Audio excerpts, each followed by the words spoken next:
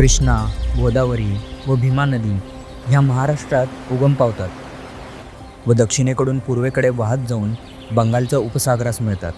कृष्णा नदीचा उगम हा साताऱ्यातील महाबळेश्वर येथे, तर गोदावरी ही नाशिकमधील त्र्यंबकेश्वर येथे उगम पावते. पुण्याच्या उत्तर भागात राजगुरुनगर म्हणजेच खेड तालुक्यात भीमाशंकर डोंगररांग पाहावयास मिळते. याच डोंगर रांगेत पश्चिम महाराष्ट्रातून वाहत जाऊन पुढे तेलंगणा व कर्नाटक सीमेवर कर्नाटकमधील गंडलूर येथे 861 किलोमीटरचा प्रवास करून कृष्णा नदीला मिळणारी भीमा नदीचा उगम होतो. असंख्य वन्यजीव, प्राणी, पक्षी, अगणित अशी विविध प्रकारची झाडे येथील अभयारण्यात पाहावयास मिळतात. कर्जतच्या पुढे खांडसवरून भीमाशंकरपर्यंत पुरातन व्यापारी मार्ग होता, जो आजच्या घडीला पूर्णपणे जंगलाने वेढलेला व पायरी मार्ग उद्ध्वस्त झालेल्या अवस्थेत आहे. ह्याच व्यापारी मार्गावर लक्ष ठेवण्यासाठी येथील भागात काही गडकिल्ले आपल्याला पाहावयास मिळतात. त्यात पदरगड, कोथळीगड, त्याचबरोबर ह्या गडाचाही समावेश होतो. ह्या गडावर पाहण्यासाठी प्राचीन गुहा व येथील शिवलिंग, कातळात कोरलेल्या पाण्याच्या टाक्या, विरगळी, कातळकोरीव पायऱ्या व ऐतिहासिक व्याघ्र व मोर कातळशिल्प पाहावयास भेटते. हा गड ऐतिहासिक माहितीच्या दृष्टिकोनातून अल्प परिचित असल्याने याची ऐतिहासिक माहिती जास्त पाहावयास मिळत नाही, परंतु काही लेखांमध्ये याचा संबंध थेट 9व्या शतकातील यादव काळाशी जोडला जातो. गिरिदुर्ग प्रकारातील हा किल्ला समुद्री सपाटीपासून फक्त 822 मीटर उंच व चढाईसाठी अत्यंत सोप्या श्रेणीमध्ये येतो. पुण्यापासून जेमतेम 97 किलोमीटर तर मुंबईपासून 188 किलोमीटर अंतरावर असणारा व पूर्वी भंवरगिरी या नावाने ओळखला जाणारा हा गड म्हणजे भोरगिरी.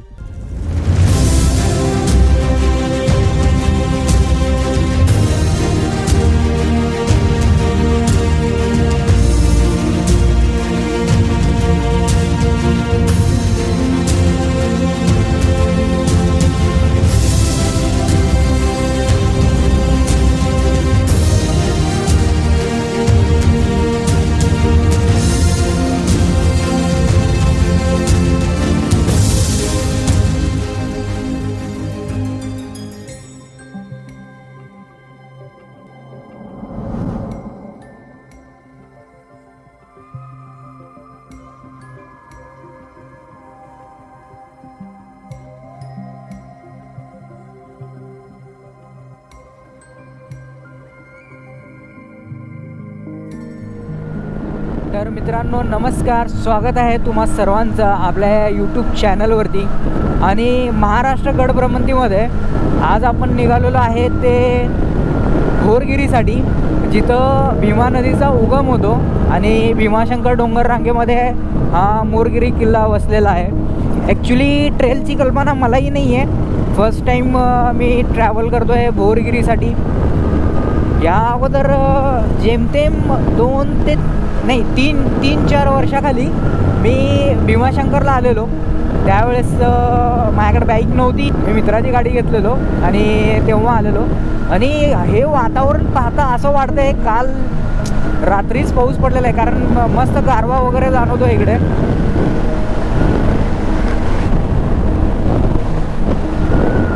आणि खरंच गारवा जाणवतो, त्यामुळे आहे ना थोडंसं विंटर वाईब्स येत आहेत.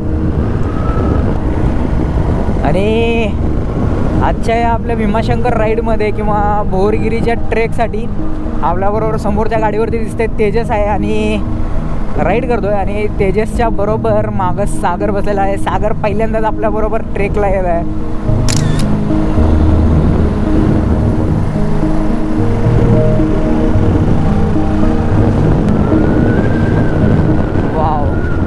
फायनली आपण चास कमान धरणाच्या जवळून प्रवास करतोय.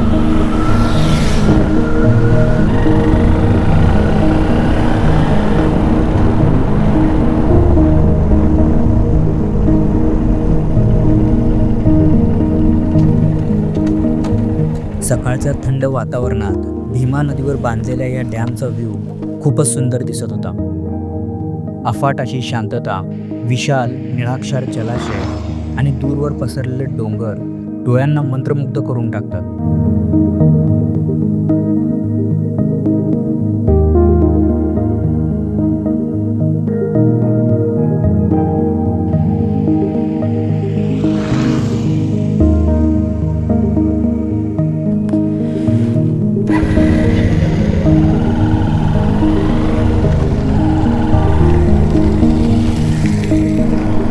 तर मित्रांनो, हे जे नदीचं पात्र दिसतं तुम्हाला, ती आहे भीमा नदी, जी पुढं जाऊन चास कमान डॅमला मिळते. आणि हीच नदी पुढे जाऊन कर्नाटकमध्ये और आंध्र प्रदेशमध्ये समथिंग कृष्णेत सामील होते. ही नदी बऱ्याच महाराष्ट्राच्या बऱ्याच जिल्ह्यातून वाहते. अंदाजे 700 किलोमीटरचा काहीतरी प्रवास करून ती कृष्णा नदीच मिळते. आणि त्याचं जे उगमस्थान आहे ते अर्थातच भोरगिरीमध्ये होतं, भीमाशंकरच्या डोंगर रांगेत असलेल्या भोरगिरी किल्ल्यातून होतं. पावसाळ्यामध्ये इथे बेदाम पाऊस असतो आणि या नदीचा त्यावेळेस प्रवाही मोठा असतो. त्याचं म्हणतात ना, रुंदी वाढून जाते त्याची. नदीचं पात्र वाढतं पावसाळ्यामध्ये भलं मोठं.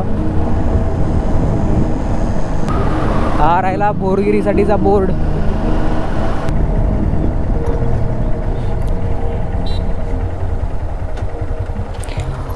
हळू हळू हळू हळू. भोरगिरी कुठे आहे?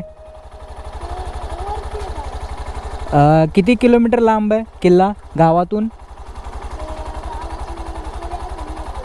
किती किती म्हणते? 1-2 किलोमीटर. आणि काय बिबट्या नाही ना असं काय? तो सायकलला हां, पण आता काय न्यूज नाही ना.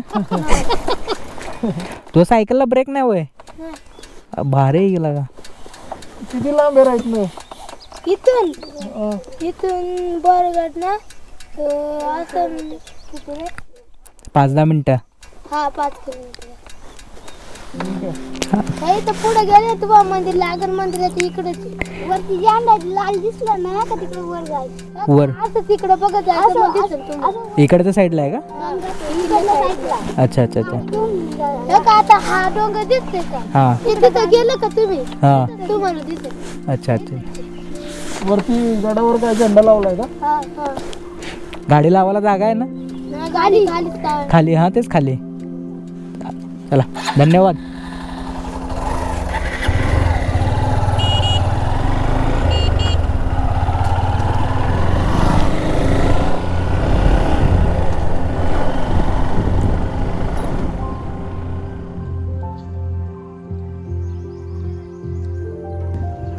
तर मित्रांनो, भोरगिरीच्या या फडकाजवळ आल्यानंतर किंवा गावामध्ये आल्यानंतर इकडे एक मंदिर पाहावयास भेटतं. त्याच्या उजव्या भागामध्ये हा एक रस्ता जातो. त्या रस्त्याने आपल्याला गडासाठीचा मार्ग पकडायचा आहे. जवळपास इकडनं फक्त 10 मिनिटाच्या अंतरावरती हा गड आहे.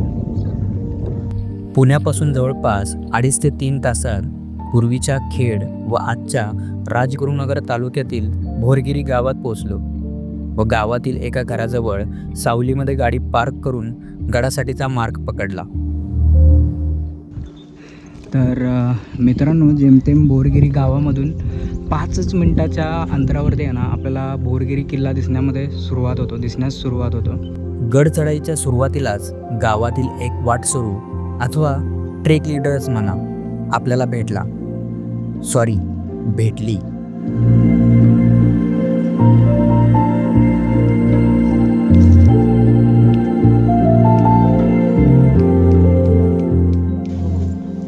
We hired trek guide for only biscuit parleji. गावातील पुरातन कोटेश्वर मंदिरापासून अवघ्या 5 ते 10 मिनिटात गडाच्या पायथ्याशी आपण पोहोचतो.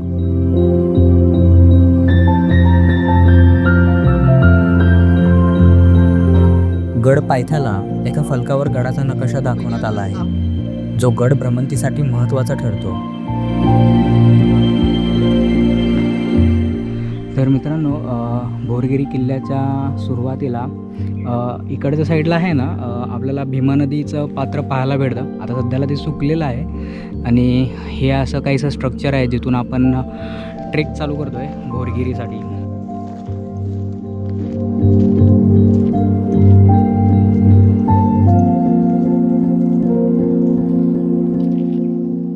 गड भ्रमंतीमध्ये पायथ्याशी कमान व बसण्याची व्यवस्था खूप चांगल्या प्रकारे करण्यात आली आहे.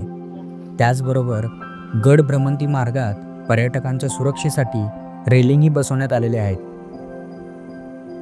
मित्रांनो इकडच्या भागामध्ये आहे ना खूप सारे असे बसण्यासाठी बाकडे पण केलेले आहेत आणि फक्त थोडंसं सांभाळून बसावं, कारण पावसाळ्यामध्ये हे गवत वगैरे फार प्रमाणात वाढलेलं असतं आणि सरीसृप प्राणी इकडच्या गवतामध्ये लपून बसलेले असतात. आता तरी उन्हाळा आहे त्यासाठी एवढं काय वाटत नाही आणि इझिली दिसूनही जातं जर सरीसृप प्राणी कुठे रस्त्यामध्ये किंवा झाडीमध्ये असेल तर. पण पावसाळ्यामध्ये हे संबंध थोडंसं कठीण होऊन जातं आणि ट्रेल एकदम सोपं आहे, काही हार्ड नाही आहे. हार्डली 10 मिनटामध्ये आपण केवमध्ये असलेल्या मंदिरामध्ये असतो आणि हे सुरक्षिततेसाठी इथे पूर्णपणे रेलिंगही लावून ठेवलेले आहेत. तर इकडून मित्रांनो वरती येताच आपल्या डाव्या भागामध्ये आपल्याला इकडे केवमध्ये मंदिरं पाहावयास भेटतात आणि आपण इकडून पुढे चाललेलो आहे. आपण गडभ्रमंती पहिला करूया, नंतरनं केवमध्ये येऊन मंदिराचं दर्शन घेऊन भोलेनाथाच्या पिंडीचं दर्शन घेऊन थोडंसं तिकडेच मंदिरामध्ये रेस्ट करूया असा विचार आहे. काय अप्रतिम कन्स्ट्रक्शन केलं आहे, खूपच सुंदर. गड भ्रमंती करून नंतरनं कल्याणगडप्रमाणेच भोरगिरीलाही पहिल्या गुहेत जाऊन भोलेनाथाचं दर्शन घेण्याचं ठरवलं व निघालो गडमाथ्याच्या दिशेने. ह्या काहीशा आपल्याला पुरातन पायऱ्या पाहायला भेटतात. आता तटबंदी जवळपास संपलेली आहे, म्हणजे जी तटबंदी नव्याने बांधली गेली होती मे बी वन विभागातर्फे ती आता संपलेली आहे आणि आता पूर्णपणे ओपन रूट आहे आणि थोडासा चॅलेंजिंग आहे. मंदिरापर्यंत रस्ता इझी होता.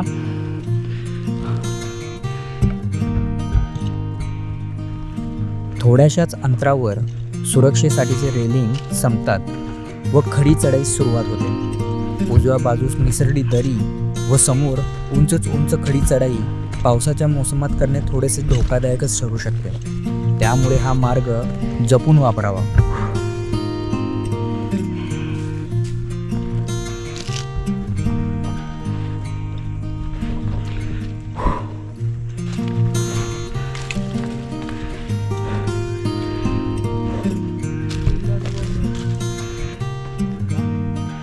तर हे आहे मित्रांनो पाण्याचे टाके. खडी चढाई पार करताच समोर गुहेतील पाण्याचे टाके पाहावयास मिळतात, ज्या अखंड दगडात कोरून बनवल्या जातात, जिथे 12माही पाणी थंडगार राहते व गुहेत हे टाके असल्या कारणाने ह्याचे बाष्पीभवन होऊन पाणी आटतही नाही.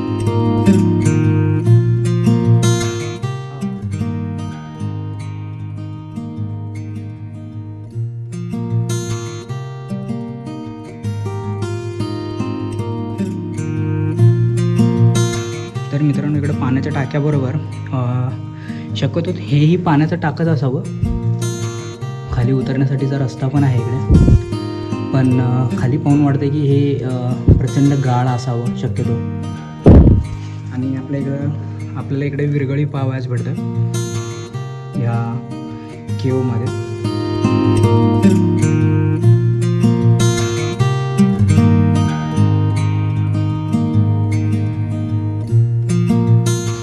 पाण्याचे टाके पाहिल्यानंतर थोड्याच चढाई ही स्वराज्यातील राजमुद्रा येथे पाहावयास भेटते. हे पाहताच सागर, तेजस आणि महाजात हा इथपर्यंत आणला कसा यावर चर्चा सुरू झाली.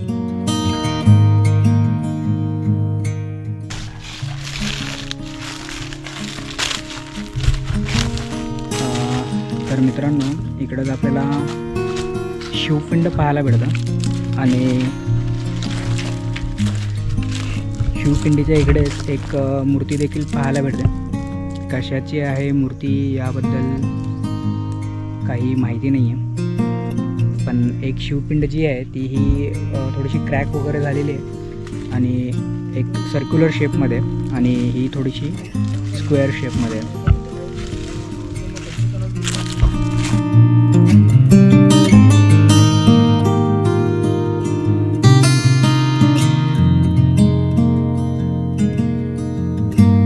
तर मित्रांनो तिकडं राजमुद्रा पाहिल्यानंतर इथं शिवलिंग पाहिलं आणि एक मूर्ती आहे त्याचं दर्शन घेऊन आपण खालच्या साईडला अशी एक पायरीची वाट आहे त्या साईडने आपण जातो आहे. खाली एक हनुमानाचं मंदिर आणि पाण्याचं टाकं पाहण्यासाठी आहे त्याच्यासाठी.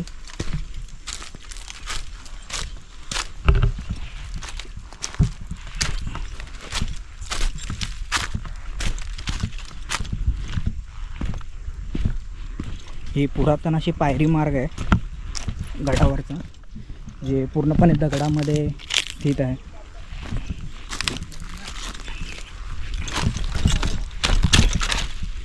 हे पायरी मार्ग खालीही जाता शक्यतो इथून कुठूनही गडावरती येण्यासाठी एखादा मार्ग असावा. आणि हे काहीशे तटबंदीचे अवशेष आपल्याला पाहावयास भेटतात इकडे. हा मार्ग पावसाळ्यामध्ये खूपच स्लिपरी असतो त्यासाठी इकडे येताना थोडंसं सांभाळून यावं. आणि हे एक पाण्याचं कुंड दिसतं इकडे. हनुमान मंदिर आहे.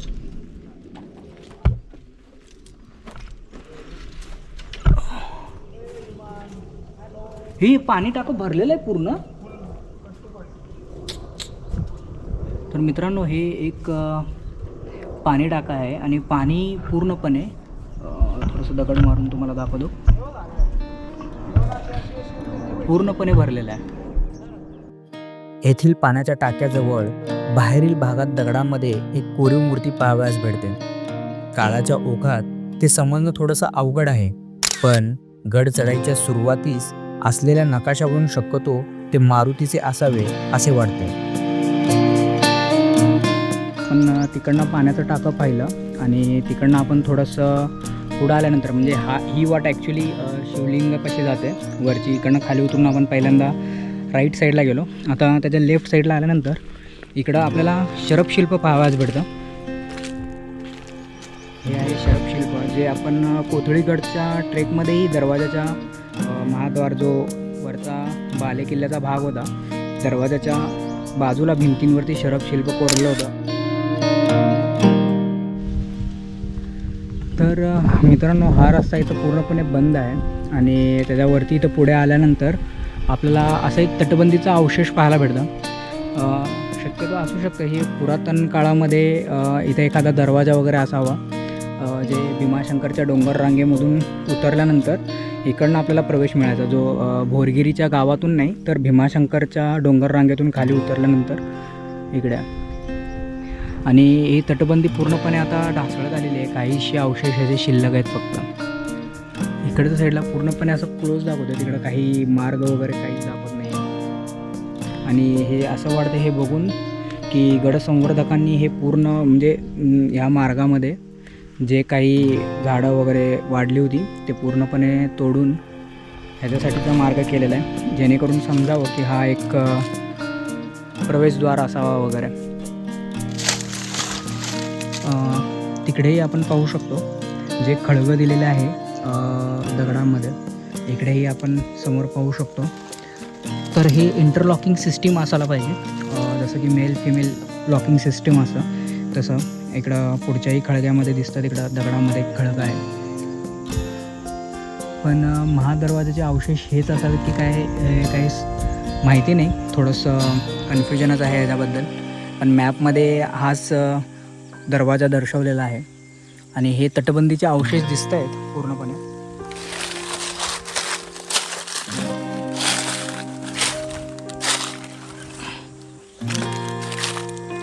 हे तटबंदीचे अवशेष दिसत आहेत पुरातन काळातील.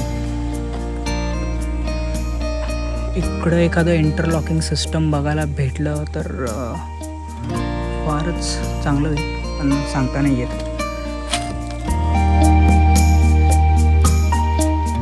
उन्हाळी गड भ्रमंतीमध्ये आमच्या सोबतीला असणारी ही देखील थकली होती व शरीराला एका शांत व थंड ठिकाणाची गरज होती. जिथे एक छोटासा पॉवर नॅप भेटेल.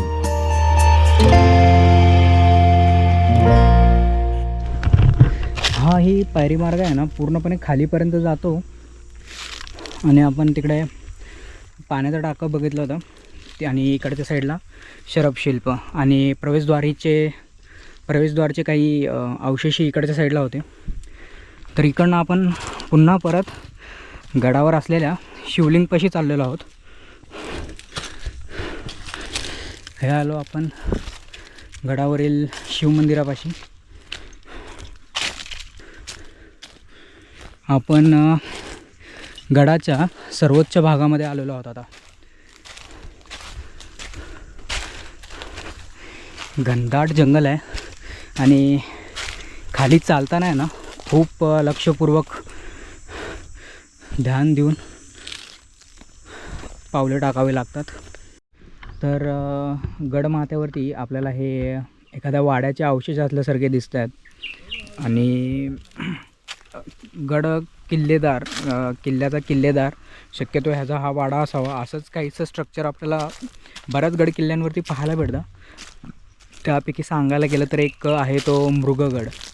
त्याच्यामध्ये पण असं थोडंसं वाड्याचे अवशेष वगैरे आपल्याला पाहायला भेटतात. आणि आपण रिसेंटली मानगडला गेलो होतो तिथेही असेच बरेचसे अवशेष आपल्याला जोत्याचे आपल्याला गडावरती पाहायला भेटत होते. तर मित्रांनो आपण गडाच्या आता सर्वोच्च भागामध्ये आहे आणि आपल्याला हे दिसतं एक पाण्याचं टाकं गडाच्या सर्वोच्च भागामध्ये. आणि इकडे एक पॅगोडा पण बांधलेला आहे खूपच सुंदर असा. जवळपास दुपारी 12च्या सुमारास तळपत्या उन्हात ह्या पॅगोडामध्ये येऊन थोड्याशा थंड पाण्याचा आस्वाद गळ्याला व थंड हवेचा स्पर्श शरीराला मिळाला. त्यामुळे काही मिनिटाची एक छोटीशी झोप येथे मिळाली. सोबतीला आणलेल्या चिवड्याचा आस्वादही घेतला.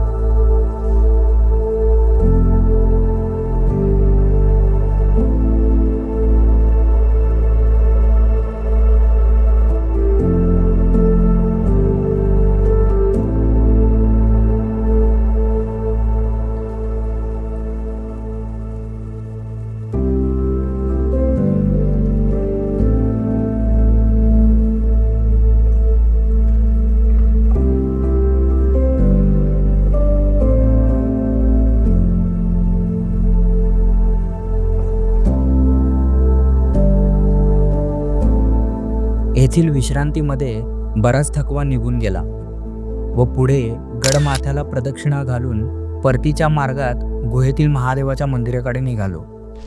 तर मित्रांनो जवळपास मार्च एंड चालू आहे आणि आपण आता आहे भोरगिरी गडावरती जो भीमाशंकर डोंगर रांगेत येतो. आणि ऑलमोस्ट दुपारचे आता वाजलेले आहेत 1:45 आणि आपले 2 साथीदार सागर आणि तेजस पुढे गेलेले आहेत. आत्ताच एक पॅगोडा होता माथ्यावरती तिथं बरीचशी विश्रांती केली. असे मित्र असायला पाहिजेत उन्हाळ्यामध्ये ट्रेक करण्यासाठी, फार मजा येते. सगळेजण म्हणतात की पावसाळ्यामध्ये ट्रेक करण्याची खरीच मजा आहे, पण असली मजा उन्हाळ्यामध्ये ट्रेक करण्याची येते.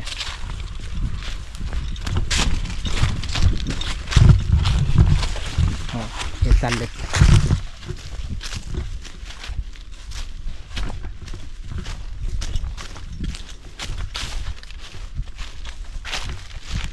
भेटते का ट्रेल?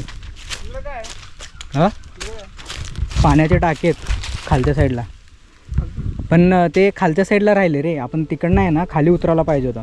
ठीक आहे ना, इकडून तिकडनं कुठं? परतीच्या मार्गात गडाच्या मध्यभागी म्हणजे गडमाथा व खालील गुहा यांच्यामध्ये बरेच पाण्याचे टाके आपल्याला पाहावयास भेटतात.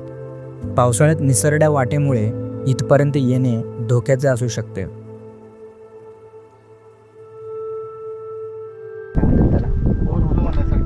ओव्हरफ्लो पाणी जाण्यासाठी एक होल पण तिकडे दगडांमध्ये केलेलं आहे चांगल्या पद्धतीनं. हे जे दिसतंय हे पूर्ण भीमा नदीचं दृश्य आहे.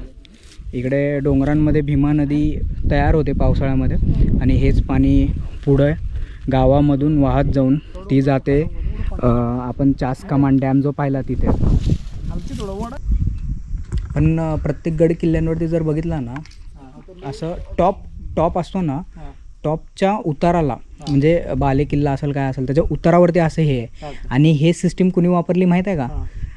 अण्णा हजारे राळेगण सिद्धीमध्ये त्यांनी नाही का ते पठारी प्रदेशावरती असं उतारावरती पाण्याचं असं आहे. ह्याच टाक्याच्या पुढे आणखी एक टाका आहे, पण इकडचं पाणी थोडंसं स्वच्छ दिसतंय. हा कसा शेवाळलेला आहे थोडासा ग्रीन, पण इकडं तसं नाही आहे. आणि खाली उतरण्यासाठी पायऱ्या देखील दिलेल्या आहेत. इकडे खूपच चांगल्या स्थितीमध्ये आहे पाण्याचा टाका. हॅलो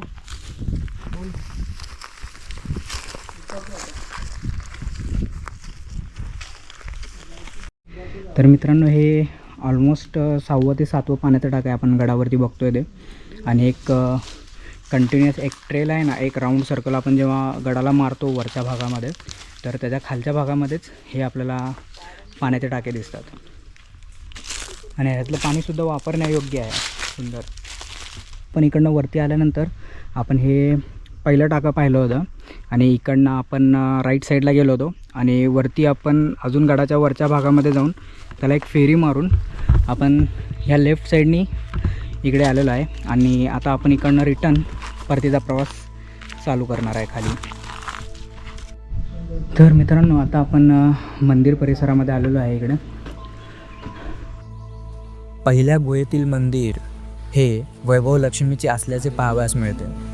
किंबहुना एप्रिल महिन्यात देखील येथील गुहेतील मंदिरात पाणी पाहावयास भेटते.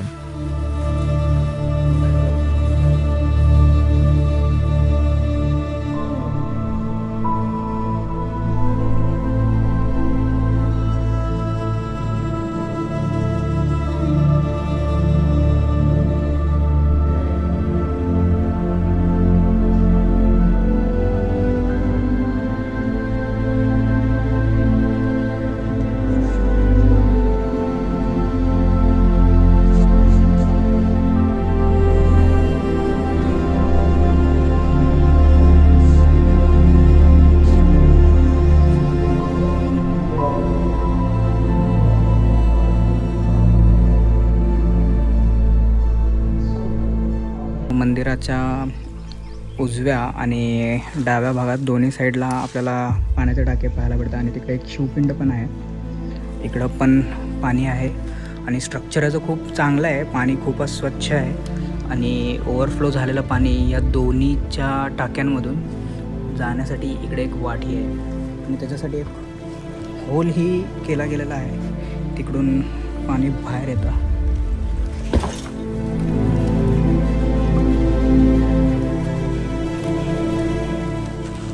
इकडेही एक टाकं दिसतंय, पण ह्यामध्ये सध्याच्या घडीला काहीही पाणी नाही आहे. काहीही पूर्णपणे खाली आहे. आणि इकडं आहे महादेवाची पिंड.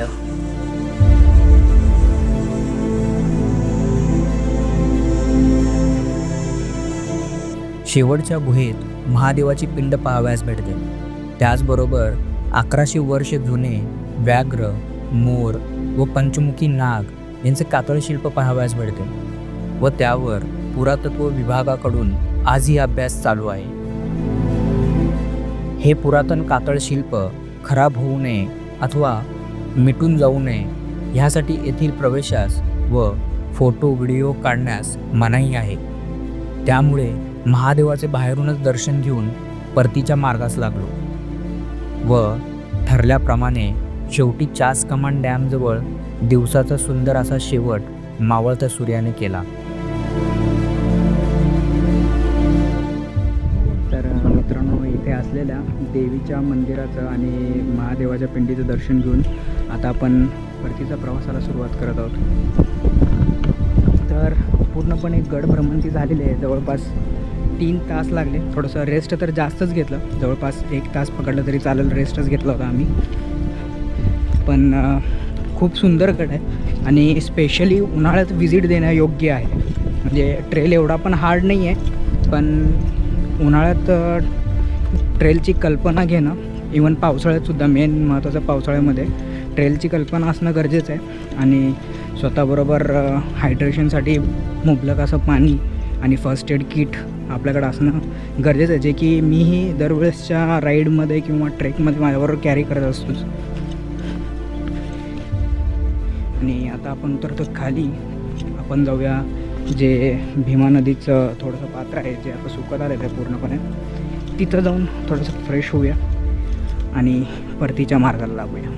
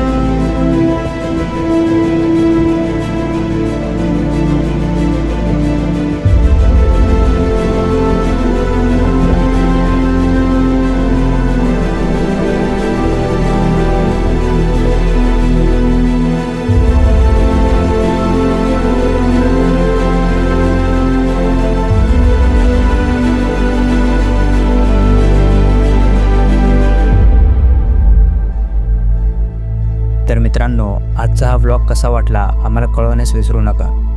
व व्हिडिओ आवडल्यास लाईक, शेअर आणि कॉमेंट करायला विसरू नका. आणि असेच व्हिडिओ पाहण्यासाठी आमच्या चॅनलला सबस्क्राईब करायलाही विसरू नका.